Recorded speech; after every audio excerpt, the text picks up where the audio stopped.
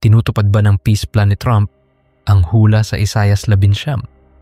Isipin mo ito, isang convoy ng Pangulo ang tumatawid mula Israel papuntang Ehipto. Ngunit paano kung sabihin ko sa iyo na ang paglalakbay na ito, ang tiyak na rutang ito mula Israel patungong Ehipto, ay inihula na 2,700 taon na ang nakararaan? Hindi ng isang political analyst, hindi ng isang think tank, kundi ng isang propetang nagngangalang Isaias. Sinasadya man o hindi, tinutupad ba ni Donald Trump ang isa sa pinakamisteryosong mga propesya sa lumang tipan? Mababagabag ka kapag nakita mo ang 5 tuklas tungkol sa propesyang ito. Tuklas 1, ang propesyang hindi napansin ng lahat. Bumalik tayo sa taong 700 bago kay Kristo. Sa panahong ito, nasa rurok ang imperyong Asiryo. Ang Ehipto ay isang humihinang superpower. Ang Israel ay nasa pagitan ng 2 dambuhalang lakas at pilit na nagsasagip ng buhay. At sa gitna ng geopolitikal na larong ito, tumanggap ang propetang si Isaias ng isang pangitain, isang hula tungkol sa Ehipto. Ngunit hindi ang Ehipto ng kanyang panahon, kundi ang Ehipto ng malayong hinaharap. Isa sa pinakamapagtakang mga kabanata sa Biblia, ang Isaias 11 at karamihan, ay hindi pa ito nababasa. Nahahati ito sa 2 bahagi, paghuhukom at pagtubos. Pagkatapos ng paghukom ay may dumarating na nakagugulat, isang bagay na nagbabago ng lahat. Ang Ehipto, makasaysayang pagano, masalungat sa Israel, mga nang-api sa bayan ng Diyos sa Exodo, ay bumabaling sa Panginoon. Nagpapatayo sila ng mga dambana, sumasamba, naghahandog kay Yahweh. Ngunit mas lalo pang nakabibigla. Tingnan ang mga talata 23 hanggang 25. Sa araw na yaon ay magkakaroon ng isang lansangan mula sa Ehipto hanggang sa Assyria, at ang taga-Assyria ay darating sa Ehipto, at ang taga-Ehipto ay sa Assyria, at ang mga taga-Ehipto ay maglilingkod na kasama ng mga taga-Assyria. Sa araw na yaon ay magiging ikatlo ang Israel, kasama ng Ehipto at ng Assyria, na pagpapala sa gitna ng lupain. Sila'y pagpapalain ng Panginoon ng mga hukbo, na sasabihin, pagpalain ng Ehipto na aking bayan, at ang Assyria na gawa ng aking mga kamay, at ang Israel na aking mana. Isaias versikulo 11 talata 23 hanggang 25. Himayin natin ang nangyari. Isang lansangan mula Ehipto hanggang Assyria. Malayang paglalakbay, bukas na hanggahan, kalakalan, kooperasyon. Ang mga taga-Ehipto ay maglilingkod na kasama ng mga taga-Assyria. Sama-samang pagsamba, pagkakaisang panrelihiyon. Ang Israel ay magiging ikatlo, isang tatluhan. Ehipto, Assyria, Israel, mga dating mortal na kaaway pinag-isa, at ang kasukdulan. Pagpalain ng Ehipto na aking bayan. Sandali, tinawag ng Diyos na aking bayan ang Ehipto. Ang parehong Ehiptong nagpaalipin sa Israel? Ang parehong Ehiptong sumamba sa mga huwad na Diyos? Ito ang unang pagkakataon na sinasabi ng Diyos tungkol sa Ehipto at Assyria, kasama ng sarili niyang bayan na Israel. Ang ganitong uri ng wika. Bakit? Sapagkat sa pangitaing ito ng hinaharap, ang Ehipto ay bumaling sa tunay na Diyos. Assyria, ang gawa ng aking mga kamay. Ang Assyria, ang mabagsik na imperyong sumira sa hilagang kaharian ng Israel, ay tinatawag na gawa ng mga kamay ng Diyos. Israel aking mana, nananatiling hinirang ang Israel. Ngunit ngayoy bahagi ng isang tatluhang pinagpalang mga bansa. Hindi lamang ito kapayapaan, ito'y espiritual na pagbabago sa antas na hindi pa nasaksihan ng kasaysayan. Sa loob ng 2,700 taon, tila imposibleng mangyari ang hula. Ehipto at Iraq / Syria na magkakapit-bisig. Hindi nangyari hanggang ngayon o nangyayari na ba? Tuklas 2, ang deal of the century ni Trump. Naging pangulo si Donald Trump at isa sa kanyang pangunahing mga prioridad ay ang kapayapaan sa gitnang silangan. hindi lamang sa pagitan ng Israel at Palestina, kundi sa buong rehiyon. Noong taong 2020, inilunsad ng kanyang administrasyon ang Deal of the Century, opisyal na pinamagatang Peace to Prosperity. A. Vision to improve the lives of the Palestinian and Israeli people. Tinanggihan ito agad ng pamunuan ng Palestina. Itinuring nila itong may kinikilingan, isang panig, at wala pang simulay yari na. Sa politika, walang napirmahang kasunduan, walang nalikhang estadong Palestino. Ngunit heto ang hindi napansin ng marami. Ang Deal of the Century ay hindi talaga tungkol sa mga Palestino. Ito ay paglalatag ng entablado para sa mas malaki, isang estratehiyang lalampasan ang isyu ng Palestina at lilikha ng bagong kaayusan sa gitnang silangan. At iyan mismo ang sumunod na nangyari. Nagbigay ang administrasyong Trump ng pahayag na ikinagulat ng daigdig. Pumayag ang United Arab Emirates na inormalize ang ugnayan sa Israel. Sumunod ang Bahrain, lumagda ang Sudan, nakasunod ang Morocco. Ito ang mga Abraham Accords, ipinangalan kay Abraham ama ng mga Hudyo at ng mga Arabo, at tunay na game changer. Sa unang pagkakataon sa maraming salinlahi, ang mga bansang Arabo ay nakikipagpayapaan sa Israel nang hindi muna humihiling ng estadong Palestino. Nilalampasan nila ang isyu, ang mga bunga, tuwirang mga paglipad sa pagitan ng Tel Aviv at Abu Dhabi, mga kasunduang pangkalakalan na umaabot sa bilyon-bilyon, umuusbong na turismo, kooperasyon sa depensa, mga ugnayan sa teknolohiya, binabago ang gitnang silangan hindi sa pamamagitan ng digmaan, kundi sa pamamagitan ng mga kasunduang pangkapayapaan. Subalit heto ang mahalagang tanong, nasaan ang Ehipto at ang Assyria sa lahat ng ito? May kapayapaan na ang Ehipto at Israel. Ang Camp David Accords mula pa noong taong 1970. Dekada na ang normal na ugnayan. Ngunit ang Assyria, iyan ang nawawalang piraso. Kung titingnan mo ang mapa ng sinaunang imperyong Asiryo, sinasakop nito ang makabagong Iraq, Syria, mga bahagi ng Turkya at maging bahagi ng Iran. Wala sa mga bansang iyon ang may kapayapaan sa Israel. Sa katunayan, karamihan ay masalungat. Kung gayon, kung kailangan ng Isaias 11 ang pagkakaisa ng Ehipto, Israel at Assyria, malaki ang kulang. Maliban na lamang kung may nangyayaring hindi pa natin lubos na nakikita. Dito pumapasok ang taong 2025, Tuklas 3, pagmamapa ng sinaunang hula sa makabagong mga bansa. Bago tayo sumulong, kailangan nating sagutin ang kritikal na tanong. Sino ang Assyria ngayon? Ang imperyong Asiryo, sa rurok nito, malapit sa kapanahunan ni Isaias, ay sumasaklaw sa makabagong Iraq, puso ng Assyria, Syria, kaya nga Syria ang pangalan, mga bahagi ng Turkya, mga bahagi ng Iran, at hilagang bahagi ng Saudi Arabia. Kapag nagsasalita si Isaias tungkol sa isang lansangan na nagdudugtong sa Ehipto at Assyria na ang Israel ang ikatlo, ang tinutukoy niya ay isang napakalawak na pagkakahanay na geopolitikal. Ehipto sa timog kanluran, Israel sa gitna, at ang mga lupain ng Assyria sa hilaga at silangan. Ngayon, dito nagiging kapanapanabik. May kapayapaan na ang Ehipto sa Israel mula pa noong 1970. Tapos na iyan, ang Assyria, Iraq, Syria at TBP. Wala pa ring kapayapaan, sugatan pa ng digmaan at alitan. Kailangan ang tatlo ayon sa hula, kaya sa loob ng maraming dekada ay sinasabi ng mga bantay propesya. Hindi pa ito matutupad. Hindi pa nakaayon ang mga bansang Asiryo.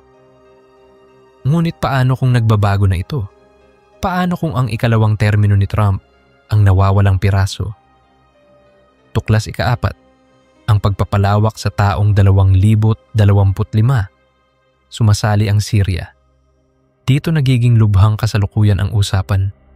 Ngayon mismo, sa taong 2025, sa ikalawang pagkapangulo ni Trump, May mga ulat ukol sa pagsisikap na palawakin ang Abraham Accords upang isama ang Syria, Lebanon at posibleng Arabia Saudita, at may mga bulong-bulungang pati ang Iran. At noong buwang Setyembre, taong 2025, inanunsyo ni Trump ang isang 20 puntos na plano ukol sa Gaza, panibagong pagtatangka upang dalhin ang katatagan at normalisasyon sa rehiyon. Magpahinga tayo at mag-isip. Ang pangalang Syria ay literal na nag-ugat sa Assyria. Bahagi ito ng pusod ng sinaunang Assyria. Kung mag-normalize ang Syria sa Israel, kung bubukas ang mga rutang pangkalakalan sa pagitan ng Ehipto, Israel at Syria, kung magsisimula ang kooperasyon, hindi ba't nagsisimula itong magmukhang isang lansangan? Hindi isang literal na kalsada lamang, kundi isang koridor ng kapayapaan, kalakalan at kooperasyon. Eksaktong inilarawan ni Isaias. Dahil dito, masusing nakatingin ang ilang tagamasid ng propesya. Sinasabi nila, ito na, ito ang pagkakahanay. Tinutupad ni Trump ang Isaias 11. Ngunit bago tayo tumalon sa konklusyon, narito ang kabilang panig. May napakalaking problemang nalalampasan ng marami. Tuklas 5. Ang kaso para sa katuparan. Maging patas tayo. Argumento 1. Heograpikong pagkakahanay. Tingnan ang mapa. Ehipto, Israel, at Syria. Bumubuo sila ng linya, isang natural na koridor. Kung sasali ang Syria sa Abraham Accords, magkakaroon ka ng magkakaugnay na kasunduang pangkapayapaan sa tatlo. Walang kaparis sa kasaysayan. Imposibleng maisip noon, ngunit ngayon ay posible. Argumento 2. Trump bilang makabagong Siro. May ilang makaebanghelyong Kristiyano ang inihahambing si Trump kay Siro na dakila, ang haring Persa na binanggit sa Isaias. Hindi Hudyo si Siro, hindi mananampalataya, ngunit ginamit siya ng Diyos upang basbasan ang Israel. Pinabalik ang mga Hudyo mula sa pagkatapon at pinahintulutang itayo muli ang templo. Maaaring si Trump ay kahalintulad, hindi kinakailangang mananampalataya, ngunit kasangkapang pangkasaysayan na ginagamit ng Diyos. Isaias versikulo 45 talata 1, argumento 3, ang literal na lansangan. Nagsasalita si Isaias tungkol sa isang lansangan, malayang paglalakbay at kooperasyon. Sa ilalim ng Abraham Accords, mayroon ng tuwirang mga lipad, turismo, mga rutang pangkalakalan. Naglalakbay ang mga Israelita sa Dubai at ang mga taga-Emirates sa Jerusalem. Idagdag ang Syria at magkakaroon ka ng heograpikong koridor na binanggit ni Isaias. Argumento 4. Ang padron ng 3 bansa. Sinasabi ni Isaias na 3 bansa. Ehipto, Assyria, Israel. May kapayapaan na ang Ehipto. Sentro ang Israel. Kung sasali ang Syria, mula sa sinaunang Assyria, makukumpleto ang trio. Tugma ang padron at panahon. Para sa ilan, hindi matatawaran ang bigat nito. Argumento 5. Ang ekonomikong pagsasanib bilang salalayan. Maaaring ang espiritual na pagbabago ay susunod pa. Maaaring inilalatag ng mga kasunduan ang pundasyon, ekonomiko, pampolitika, panlipunan, para sa hinaharap na espiritual na paggising. Tulad ni Siro na hindi naman nagbalik loob, ngunit nagbukas ng landas sa plano ng Diyos, maaaring si Trump ay walang malay na nagtatakda ng entablado para sa ganap na katuparan ng Isaias 11. Tuklas 6. Ang kaso laban sa katuparan. Narito ang problema sa pag-angking tinutupad ng peace plan ni Trump, ang Isaias 11. Ang Isaias 11 ay hindi tungkol sa politika. Ito'y tungkol sa espiritual na pagbabago. Ganito ang ibig kong sabihin. Problema 1. Nasaan ang pagsamba? Sinasabi ng Isaias, at makikilala ng Ehipto ang Panginoon sa araw na yaon, at sila'y maghahandog at maglalaan ng handog na pinakahandog. Oo, sila'y maghahain ng mga handog at magsisiganap ng mga panata sa Panginoon. Ang Ehipto ay makikilala ang Panginoon, maghahandog. Hindi ito wika ng diplomasya, ito'y wika ng pagbabalik loob. Ang Ehipto, isang bansang karamihan ay Muslim, ay babaling sa pagsamba kay Yahweh, ang Diyos ng Israel. Nangyari na ba iyon? Malayong malayo. Hindi tinalikuran ng Ehipto ang Islam, hindi rin ang Syria. Walang malawakang espiritual na pagbabagong loob dito. Ang Abraham Accords ay sekular na mga kasunduang pangkapayapaan na nakatuon sa ekonomiya, seguridad at kalakalan, hindi sa pagsamba o espiritual na pagkakaisa. Kung wala ang elementong espiritual, wala ang Isayas 11. Ang mayroon lamang ay politika ng gitnang silangan. Isayas versikulo 11 talata 21. Problema ikalawa, hindi pa ganap ang yugto ng paghuhukom. Tandaan ang unang bahagi ng Isayas 11. Ang paghuhukom, kaguluhang sibil, pagbagsak ng ekonomiya, pagkatuyo ng ilog Nilo. Oo, dumaan ang Ehipto sa mga panahong masalimuot, ngunit wala pa sa lawak na inilalarawan ng hula. At sinasabi ng kabanata na susunod ang pagtubos matapos ang paghuhukom. Una ang mga salot, saka ang kapayapaan. Una ang paniniil, saka ang tagapagligtas. Kung igigiit natin ang katuparan ngayon, nasaan ang ganap na yugtong iyon? Problema ikatlo, gawaing makatao kumpara sa gawaing makadiyos. Ang propesya ay naglalarawan ng Diyos na kumikilos, Diyos na nagpapadala ng tagapagligtas, Diyos na nagdudulot ng espiritual na paggising. Ang mga kasunduan ni Trump ay diplomasya ng tao, nilagdaan ng mga pamahalaan, ginabayan ng interes na pang-ekonomiya at pang-seguridad. Hindi iyan kapareho ng tuwirang pagsalakay ng kapangyarihan ng Diyos. Ang propesya ay nangangailangan ng higit pa sa matalinong negosasyon. Ang nawawalang elemento, espiritual na kapayapaan laban sa pampulitikang kapayapaan. Narito ang ubod. Sa huli, ang Isayas 11 ay tungkol sa kapayapaang espiritual, hindi lamang pampulitika. Ang pampulitikang kapayapaan ay nagsasabing, hindi na tayo maglalaban, makikipagkalakalan tayo, makikipagtulungan tayo. Ang espiritual na kapayapaan ay nagsasabing, iisa ang ating sinasamba, iisa ang ating Panginoon. Nagkakaisa tayo hindi lang sa ekonomiya kundi sa pananampalataya. Ang mga kasunduan ni Trump ay kapayapaang pampulitika at pang-ekonomiya. Ngunit nasaan ang kapayapaang espiritual? Nasaan ang paggising sa Ehipto? Nasaan ang pagtalikod mula sa Islam patungo kay Yahweh? Nasaan ang sama-samang pagsamba kasama ng Israel? Wala, hindi pa, kung sakali man. O marahil at mahalaga ito, ang mga pagsusumikap sa kapayapaan ni Trump ay ganap na walang kaugnayan sa Isayas 11. Baka ito ay pangkaraniwang politika sa gitnang silangan na walang tuwirang bigat na propetiko. Ang tapat na sagot, hindi pa natin alam. Ngunit may isa pang propesyang ikinokonekta rito ng ilan, mas lalo pang kontrobersyal. Ang ugnay sa Daniel 9 talata 27. May ilang tagamasid ng propesya na hindi lamang nakatingin sa Isayas 11, kundi pati sa Daniel. At kanyang pagtitibayin ang tipan sa marami sa isang linggo. At sa gitna ng linggo ay papawiin niya ang hain at ang handog. At sa dahilang kasuklam-suklam ng mga karumaldumal, ay gagawin niyang sira hanggang sa ang pagkasira at ang nalalagay ay mangyari sa kapuotan. Daniel versikulo 9 talata 27. Pagtitibayin ang tipan sa marami, isang 7 taong kasunduan na kinasasangkutan ang maraming bansa na pinangungunahan ng isang pinuno. Pamilyar ba?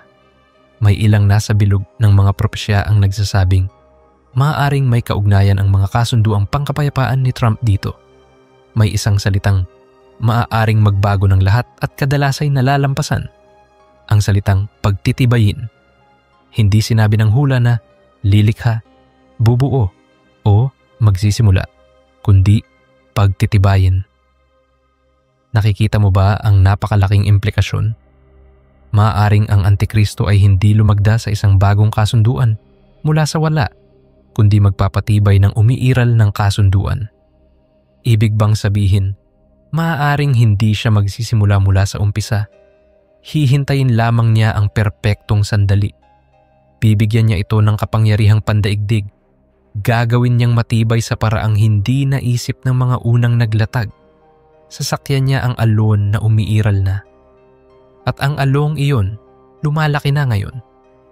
Ang Abraham Accords ay mayroon ng marami, tulad ng binanggit sa Daniel, at patuloy pang lumalawak.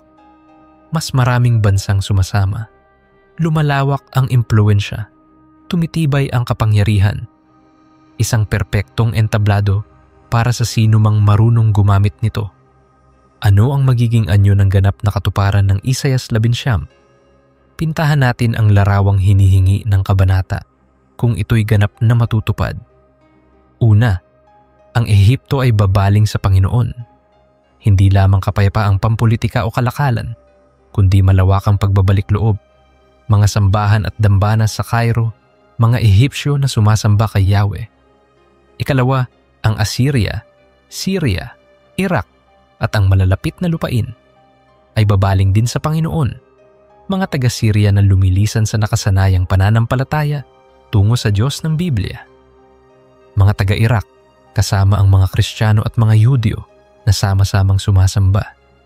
Ikatlo, isang literal o di-literal na lansangan, malayang paglalakbay, bukas na hanggahan. Ang mga taga-Ehipto ay bumibisita sa Damasco at Jerusalem. Ang mga taga-Syria ay patungong Cairo at Tel Aviv. Mga proyektong pang-ekonomiya at pinagsasaluhang infrastruktura. Higit sa lahat, sama-samang pagsamba at mga kapistahang pang-pananampalataya. Ikaapat, ang Israel bilang ikatlo, hindi nangingibabaw kundi katuwang. Ehipto at Assyria bilang kapantay sa basbas ng Diyos. Isang tatluhan sa ilalim ng Diyos ni Abraham, Isaac at Jacob. Ikalima, hayag na basbas ng Diyos sa tatlo. Pagpalain ng Ehipto na aking bayan, ang Assyria na gawa ng aking mga kamay, at ang Israel na aking mana. Ang Diyos ay tahasang tumatawag sa Ehipto bilang aking bayan at sa Assyria bilang gawa ng aking mga kamay. Hindi lamang ang Israel ang tumatanggap ng wika ng pag-aari. Ngayon, ihambing natin iyan sa kasalukuyang realidad. Ang Ehipto, bansang karamihan ay Muslim. Walang malawakang pagbabalik loob sa Kristyanismo o Hudaismo.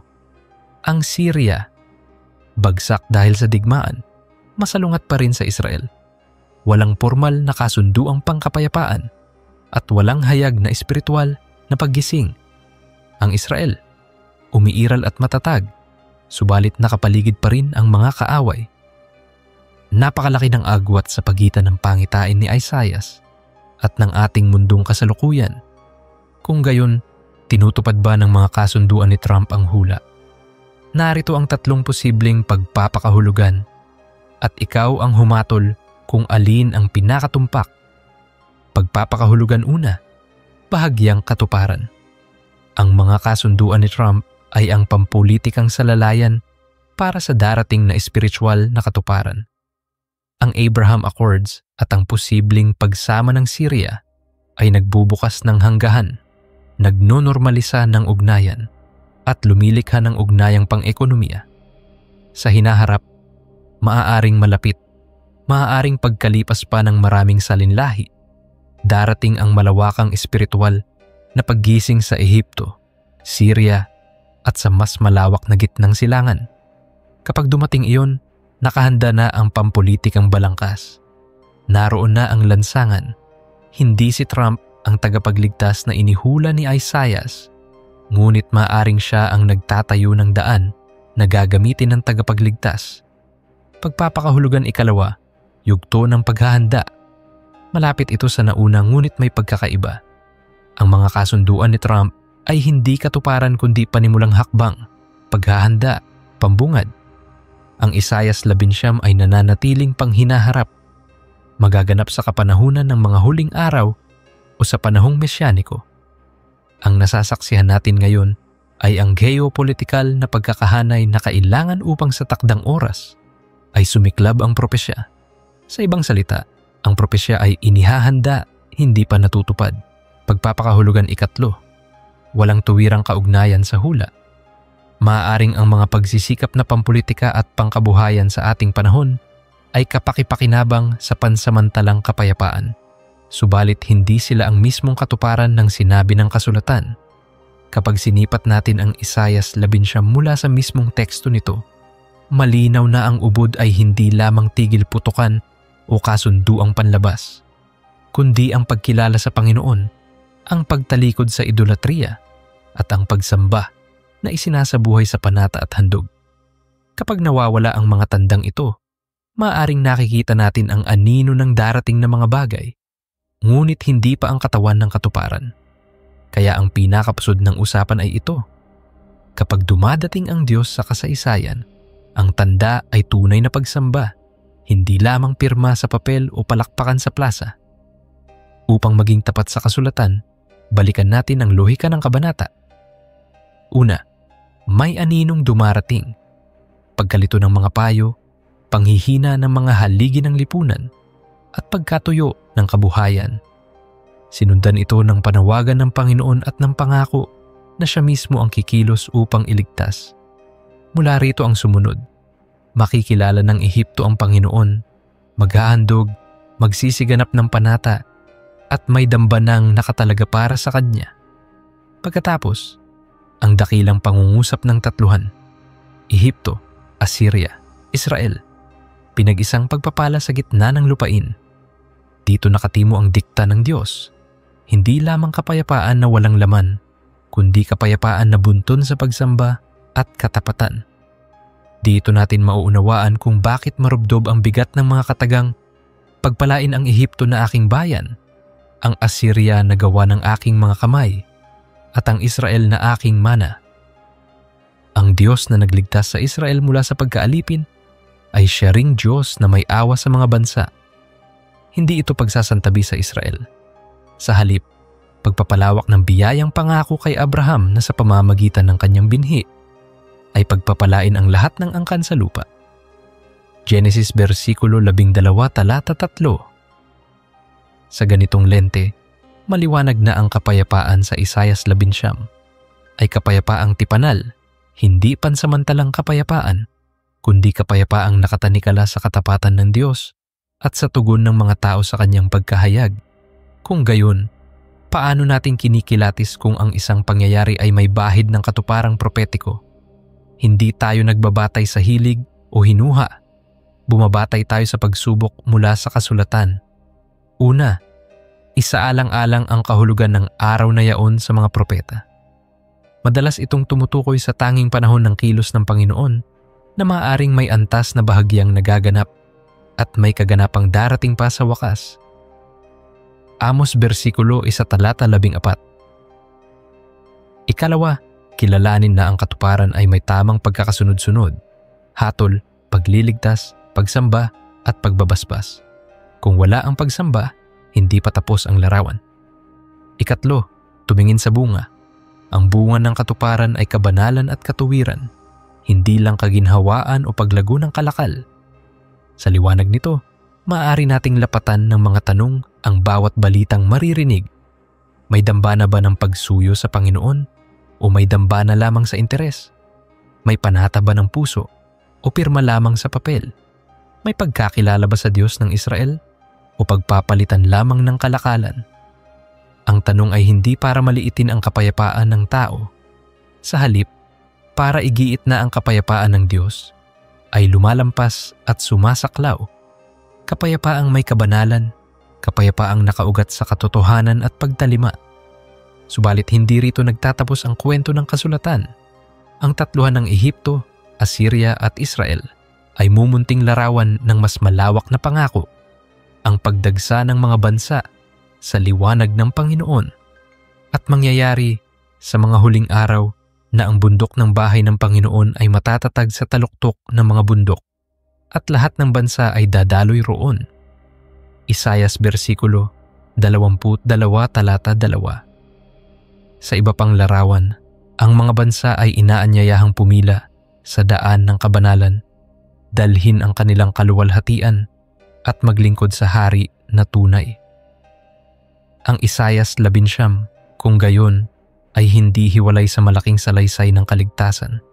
Isa itong himig sa iisang awit ng pagparito ng kaharian ng Diyos. Sa puntong ito, maaari nating itanong, paano nagiging posible na ang Diyos ng Israel ay magpahayag ng awa sa mga dayuhan? Ang sagot ay nasa mas malalim na hibla ng tipan. Ang Diyos ay laging nagnais na ang mga bansa ay makakilala sa Kanya sa pamamagitan ng liwanag ng Israel. Ako'y maglalagay sa iyo na pinakailaw sa mga bansa upang ang aking pagliligtas ay maging hanggang sa wakas ng lupa. Isayas versikulo 49 talata 6. Sa huli, ang Mesyas na mula sa Israel ang dadalhin ng Diyos bilang ilaw na hindi lamang sa iisang bayan, kundi sa lahat ng bayan, kaya't ang tatluhan ng Ehipto, Assyria at Israel ay naghahanda ng tugtog sa koro ng mga bansa. Kapag ibinuhol natin ang mga sinulid na ito, umuukit ang isang mapa ng pag-asa mula sa paghukom tungo sa kapatawaran, mula sa pagkakahati tungo sa pagkakaisa, mula sa pang-aalipin tungo sa malayang pagsamba. Ang bawat hakbang ay nilalakaran sa daan na itinatag ng Diyos, at ang pamantayan ng pagdating sa huling hantungan ay hindi ang dami ng kasunduang nalagdaan, kundi ang lalim ng pagsamba at pagkilala sa Panginoon.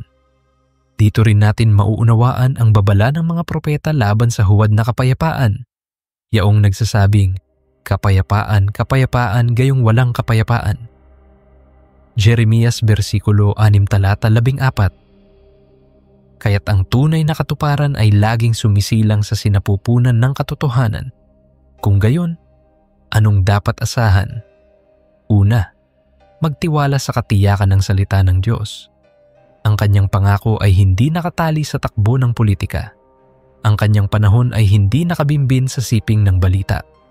Ikalawa, maging mapag-ingat sa pagbasa ng kasalukuyan. Ang ilan ay magtuturing sa bawat lihis ng ulat bilang katuparan. Ang ilan na may magtatapon ng pag-asa dahil hindi agad umaayon ang mga pangyayari sa ating schedule. Ang daan ng karunungan ay nasa gitna. Humawak sa pangako, maghintay sa Panginoon, at subukin ang lahat sa liwanag ng kasulatan. Unang Tesalonika versikulo 5 talata 22. Ikatlo, manatiling nakaluhod, sapagkat ang pag-unawa sa hula ay bunga ng pusong sumasamba, hindi ng dila na mabilis maghusga. Ikatlo, isaisip na ang pinakadakilang himala ay hindi ang paglagda ng mga papel, kundi ang pagbabagong loob ng puso. Kapag ang Ehipto ay tunay na aking bayan, kapag ang Assyria ay tunay na gawa ng aking mga kamay, at kapag ang Israel ay tunay na aking mana, ang ibig sabihin noon ay ang mga tao sa mga lupaing ito at sa lahat ng lupain ay kumikilala sa Panginoon sa Espiritu at katotohanan. Juan versikulo 4 talata 20. Sapagkat walang kapayapaan sa walang katarungan, at walang katarungan kung walang pagsamba sa tunay na Diyos. Kaya't kung uhaw tayo sa kapayapaan, ang bukal ay nasa paanan ng trono, hindi sa bulwagan ng kapangyarihan. Sa paglalakbay na ito, mahalaga ang isang aral mula sa kwento ni Jonas at Ninive. Ang Ninive, kabisera ng Assyria, ay isang syudad ng karahasan. Gayunman, nang ipahayag ang salita ng Panginoon, sila'y nagsisimula sa pinakamataas hanggang sa pinakamababa at tumigil ang hatol sa panahong iyon. Jonas versikulo 3 talata 5. Ang larawan ay maliwanag. Ang Diyos ay mahabagin, mabagal sa pagkagalit, at sagana sa wagas na pag-ibig. Jonas versikulo 4 talata 22.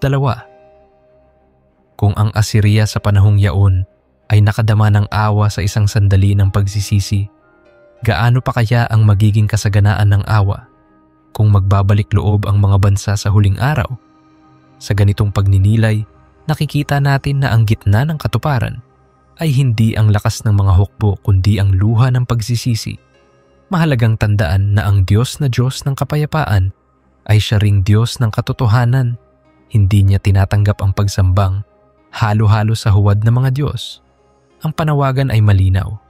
Walang ibang Diyos sa harap ko. Exodo versikulo 20 talata 3. Kaya ang anumang pagkakaisa na umaayon sa pagbaluktot ng katotohanan ay hindi ang pagkakaisang inaawit ng Isayas 11. Ang tunay na tatluhan ay tatluhan sa ilalim ng katotohanan ng Panginoon. Isang yugtong hindi kaya ng politika, kundi ng pagbaba ng Diyos sa puso ng tao.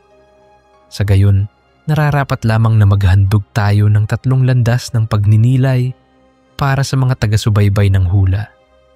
Una, kung babasahin mo ang kasulatan at makikitang ang ilang bahagi ng larawan ay tila sinisilip ngayon.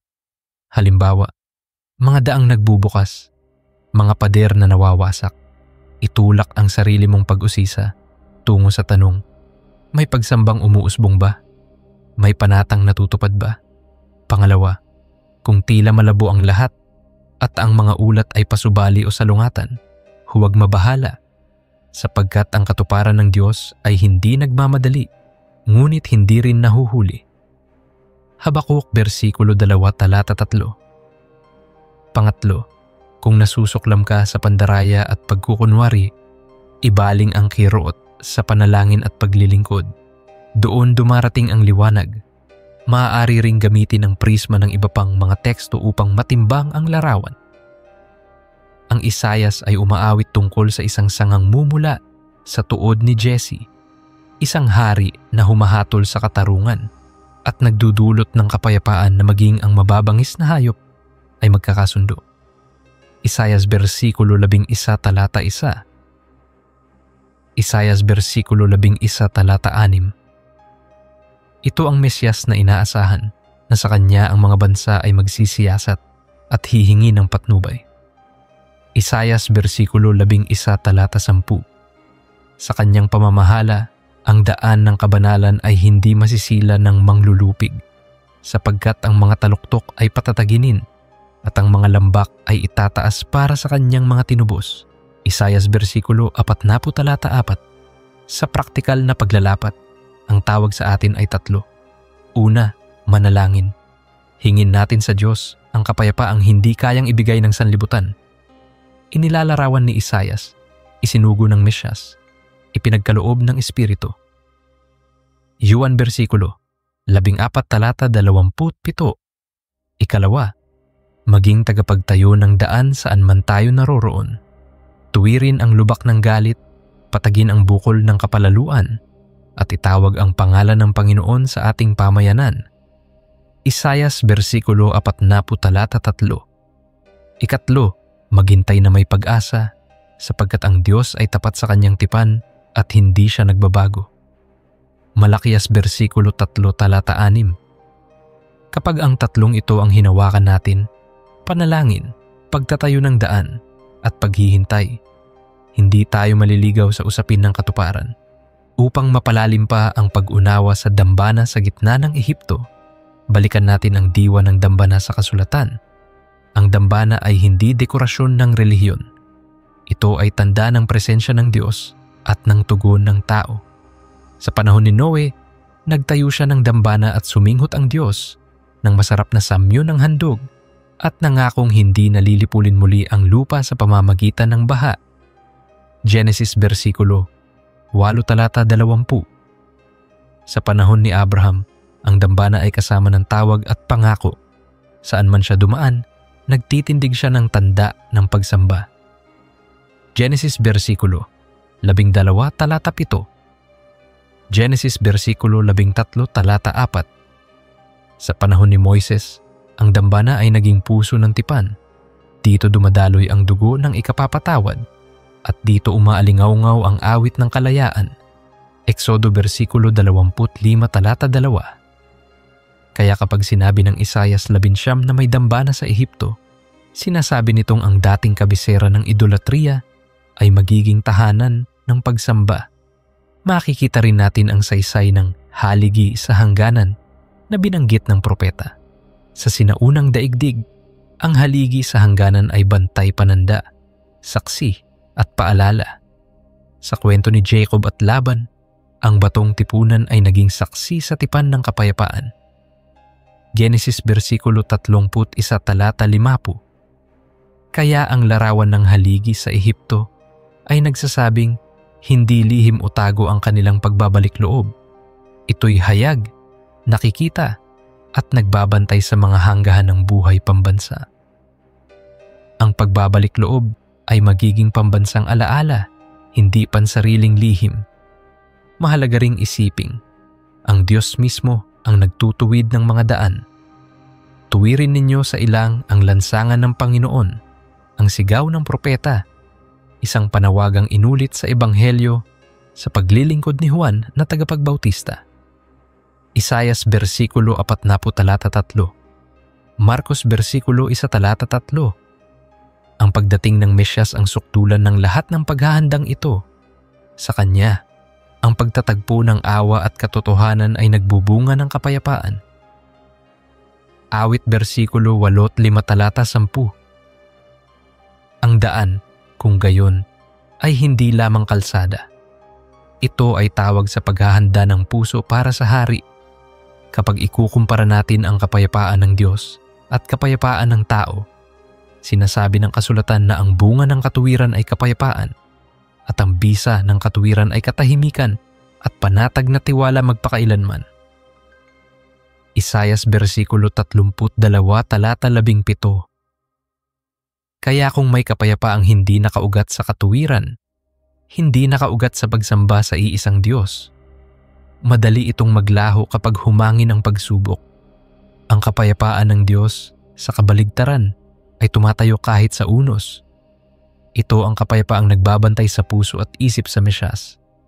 Kung sakali mang itanong mo, saan naman papasok ang Assyria sa buong plano ng Diyos? Naroroon sa mga pahina ng mga propeta ang sagot. Ang Assyria ay pamalo sa kamay ng Diyos sa panahon ng hatol, subalit hindi siya ang panghuling salita.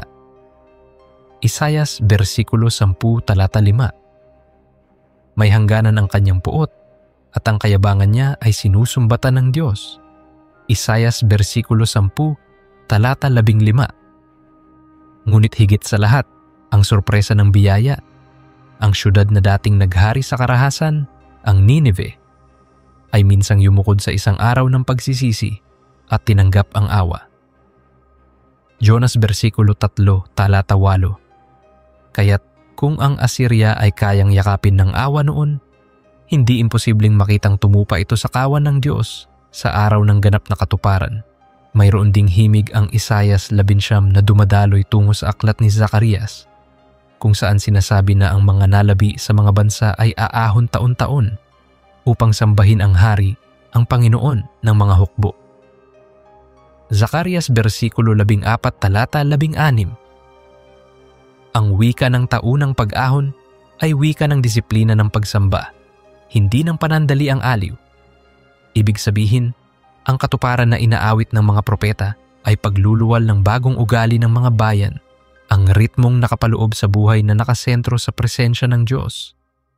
Dito rin natin mauunawaan kung bakit ang Ebanghelyo ay hindi lamang balita ng individual na kaligtasan, kundi balita ng pagkakabuo. Sinabi ni Pablo na si Kristo ang ating kapayapaan. Ginawa niyang isa ang dati magkaaway at giniba ang pader na naghihiwalay. Efeso versikulo 2 talata 14. Ito ang batayang lohika ng kapayapaan ng Diyos. Hindi ito simpleng pagtitigan lamang sa hangganan, kundi paghahawi ng pader sa pamamagitan ng kanyang krus. Efeso versikulo 2 talata 16. Kaya ang paglaya sa alitan ay hindi galing sa lakas ng mga bisig, kundi sa sugat ng tagapagligtas. Sa gayong lente, ang tatluhan ng Ehipto, Assyria at Israel ay masasabing paunang hibla ng tapiserya na sasaklaw sa lahat ng wika at bansa. Sa dulo ng kasulatan, ang larawan ay isang syudad kung saan ang mga hari ng lupa ay nagdadala ng kanilang kaluwalhatian at ang mga bansa ay lumalakad sa liwanag ng kordero. Pahayag versikulo 21 talata 20. Pahayag versikulo 21 talata 24. Ang Isayas 11 ay tila paunang tikim ng huling piging, isang paanyaya na bumaling sa hari bago pa man sumapit ang huling araw. Kung naghahanap ka ng paraan upang isabuhay ang aral ngayon, isipin ang tatlong disiplina: pagsamba, katarungan, at pag-asa. Ang pagsamba ang apoy na nagpupuno ng ating mga dambana. Kung walang apoy, malamig ang bato. Roma versikulo 12 talata 1. Ang katarungan ang anyo ng pagsamba sa kalye. Kung walang katarungan, hungkag ang mga awit. Mikas bersikulo 6 talata 8. At ang pag-asa ang hininga ng paglalakbay. Kung walang pag-asa, hindi natin kakayaning maghintay sa araw na yaon. Roma bersikulo 8 talata 24. Kaya ang tatlong ito, pagsamba, katarungan, pag-asa, ang magiging hagdan sa bawat araw habang iniingatang buhay ang pangitain. Huwag din nating kalimutan na ang kasaysayan ng Diyos ay nilalakaran sa panalangin. Sa tuwing binibigkas natin ang panalangin itinuro ng Panginoon, sambahin nawa ang iyong pangalan, dumating nawa ang iyong kaharian, masunod nawa ang iyong kalooban. Tinatanggap natin ang paanyaya na maging kabahagi ng pagtupad ng kanyang mga pangako. Mateo bersikulo 6 talata 9. Kaya, ang wasto at mapagpakumbabang sa loobin sa anumang balita ay ito: manalangin na sumulong ang kaharian ng Diyos at maging handang kami mismo ang sagot sa aming mga panalangin, mga labi na nagbabalita, mga kamay na naglilingkod, at mga paang naglalakad sa liwanag. Sa pagtatapos ng ating paglalakbay sa tekstong ito, ilatag natin ang isang payak na pagsubok para sa ating mga puso. Kapag narinig natin ang anumang mensaheng nagsasabing, narito na ang katuparan, itanong natin, itinutulak ba nito ang mga tao tungo sa pagsamba sa Panginoon, tungo sa kabanalan at katarungan, tungo sa pagkakaisa, sa katotohanan? O iniiwan tayo nito sa antas ng pagkamangha, sa mga tauhang pantao, sa mga takbo ng politika, at sa mga salitang hindi nagbubunga ng pagsunod? Ang tunay na prophetikong tinig ay nagpapakumbaba ng puso at nagtutulak sa kabanalan, sapagkat ang salita ng Panginoon ay dalisay. Awit bersikulo 12 talata 6. Kaya kung sasagutin natin ang tanong, tinutupad ba ng sino mang lider ang Isayas 11? Ang pinakamatalinong sagot ay ito: tumanaw sa dulo ng kabanata at hanapin ang bunga. Ang bunga ng Diyos ay pagsamba. Ang bunga ng tao ay pagpapakitang tao. Ang bunga ng Diyos ay kabanalan. Ang bunga ng tao ay ginhawang panandalian. At sa pagitan ng dalawang bungang iyan, ang kasulatan ng ating timbangan. Awit bersikulo 119 talata 105. Sa ating pagwawakas, basahin nating muli ang awit ng mga bansa. Purihin ka nawa ng mga bayan, O Diyos. Purihin ka nawa ng lahat ng mga bayan. Awit bersikulo 69 talata 3. Ito ang tinig ng Isayas 11 na umaalingaw-ngaw sa buong kasulatan, mula sa pangako kay Abraham hanggang sa pangitain ni Juan. At kung makikiayon tayo sa himig na ito, matututuhan nating umasa sa Diyos nang may kababaang loob at galak, at maglalakad tayo sa lansangan na kanyang binuksan hanggang sa araw na siya mismo ang magiging awit ng mga bayan. Bago tayo tuluyang magtapos, isang paalala ng karunungan ang dapat nating itanim sa dibdib.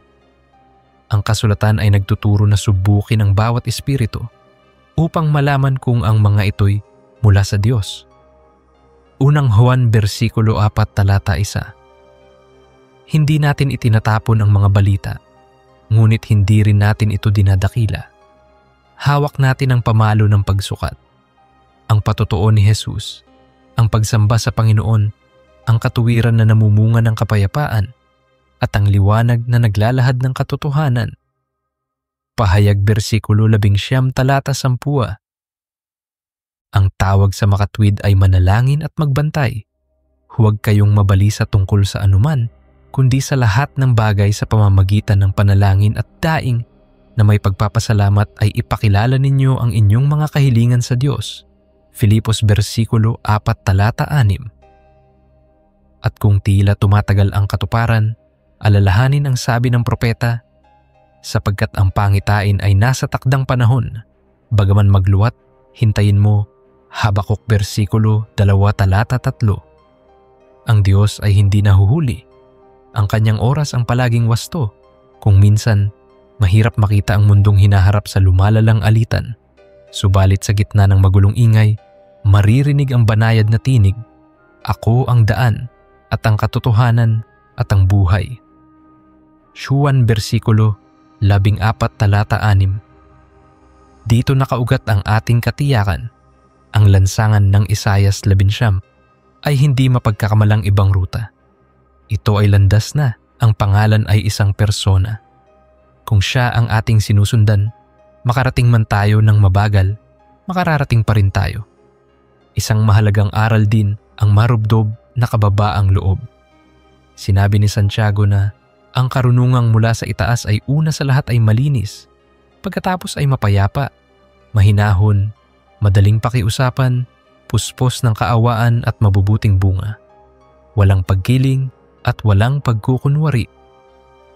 Santiago versikulo 3 talata 17. Kung ganito ang karunungang ipinapakita sa ating pag-uusap tungkol sa mga hula, masisilayan ng sanlibutan ang liwanag na totoo, hindi liwanag na nakakasilaw. Kaya magpasya tayo araw-araw